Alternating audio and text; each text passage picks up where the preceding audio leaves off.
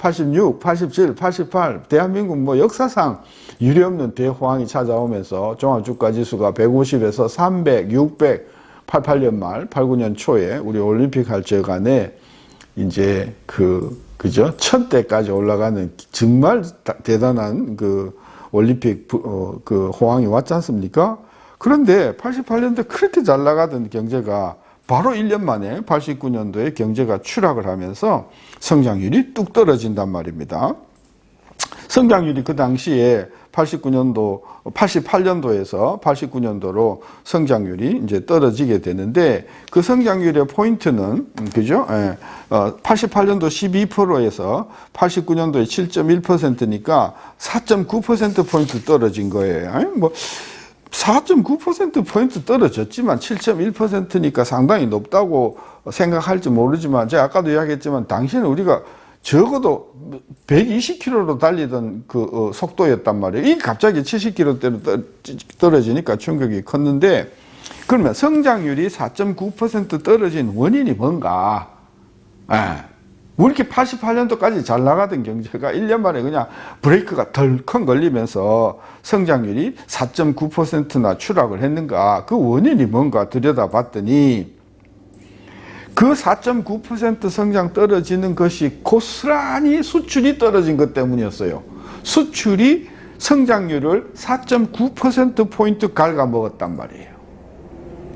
그러니까 88년에서 89년도 경제 충격이 오는데 성장률이 4.9%포인트 떨어졌는데 이것은 100% 수출 부진 때문에 떨어졌다 그런 이야기예요. 소비 0.8, 투자 마이너스 0.3이니까 성장률 4.9% 떨어지는데 소비와 투자는 별로 기여를 못했어요.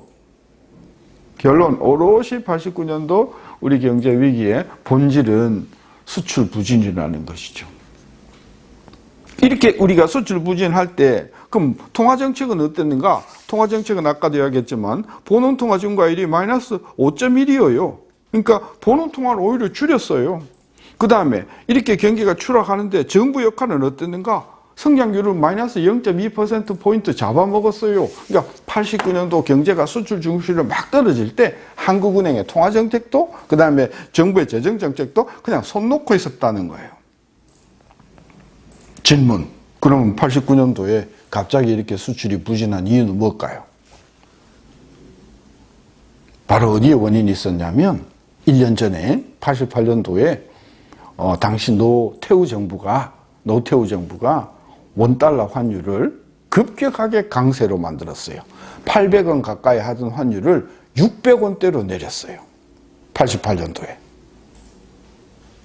그리고 88년도에는 플라자 합의가 끝나면서 일본 엔화가 120엔에서 갑자기 140엔대로 엔화는 올라왔어요. 엔화는 약세가 되고 그 다음에 노태우 정부는 올림픽을 계기로 해서 그리고 엄청난 주식시장 호황을 통해서 환율을 800원대에서 600원대로 낮추는 초원화 강세를 우리가 시행을 했단 말이죠. 88년도에.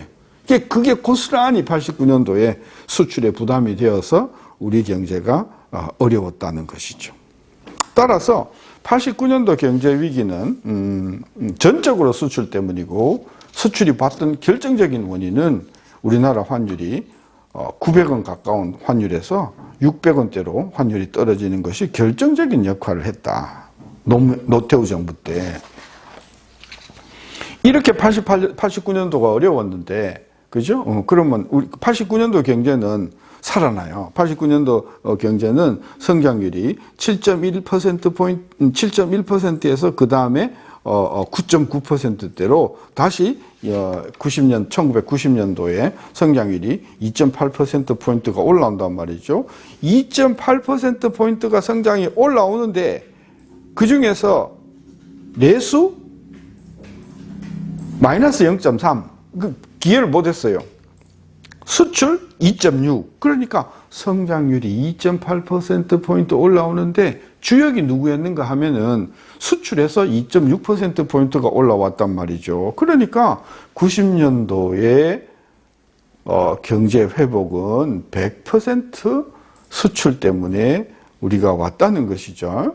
그 수출 때문에 경제가 좋아지는 이 상황에서 정부의 역할은 뭐였는가? 정부의 재정 역할은 성장률에 거의 기여를 못하고 오롯이 그죠? 예, 이 민간 부분에서 성장률이 일어났고 보는 동안은 증가율이 12.2%포인트 올라가니까 89년에서 90년 넘어오는 그 저간에 노태우 정부 때 통화 정책은 상당히 경기 회복과 이렇게 상응하는 그런 우리가 정책을 했다고 평가할 수 있겠습니다. 그러면 이렇게 90년도에 수출이 회복되면서 성장을 할 수 있었던 원인은 뭔가?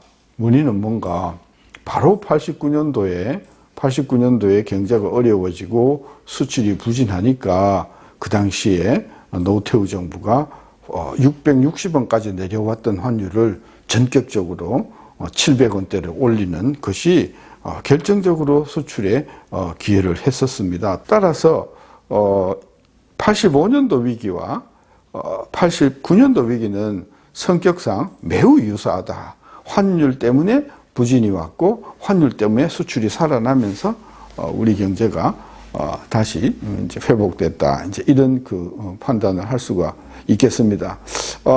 이런 관점에서 우리가 꼭 언급하고 넘어가야 할 것은 아까 90년도에 우리 경제가 수출 때문에 살아났다고 했는데 사실 91년도, 92년도에 노태우 정부는 그죠? 예, 이 경기를 살리기 위해서 사실은 어디에 방점을 뒀냐 하면은 분당 일산으로 대표되는 일기 신도시 200만 호에 상당히 방점을 두고 경기 부양 정책을 썼었거든요. 그러나 결국은 200만 채 다 짓지도 못했고 여러 가지 부작용 때문에 부작용이라 함은 건축 자재값이 급격하게 올랐고 건축 관련 인건비가 올랐고 건축 관련 인건비가 올라가니까 그 인건비 상승이 전반적으로 번지면서 사실은 200만 채 건설은 경기 살리는데 크게 기여를 못했다. 그것이 이제 바로 다음에 말씀드릴 1992년도 위기로 들어가게 되는 계기가 되겠습니다. 그 부분은 다음 시간에 말씀드리기로 하겠습니다.